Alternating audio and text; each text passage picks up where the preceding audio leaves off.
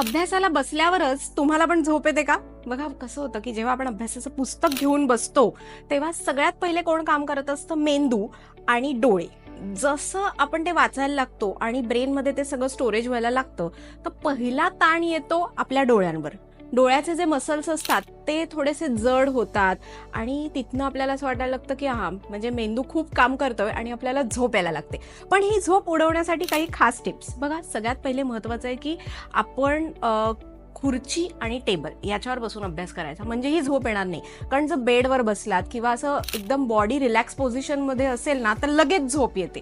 किंवा हळद आणि दूध हे घेऊन बसायचं, म्हणजे कसं ब्रेन ॲक्टिव्ह असतो, एनर्जी जास्त स्टोअर होऊ शकते. आणि रोज सकाळी उठल्यावर तुम्ही बदाम तर सगळेजण खात असालच, पण त्यासोबत एक तुळशीचं पान सुद्धा नक्की खा, की त्यामुळे तुमचा ब्रेन ॲक्टिव्ह राहतो. आणि तुम्ही जर अभ्यासाला बसलात, तर त्यावेळेला कधी झोप आली तर डोळ्यावर पटकन पाणी मारायचं आणि गोल आठवायचा, की चांगले मार्क मिळवायचे आहेत, म्हणजे ती झोप आपोआप उडून जाईल.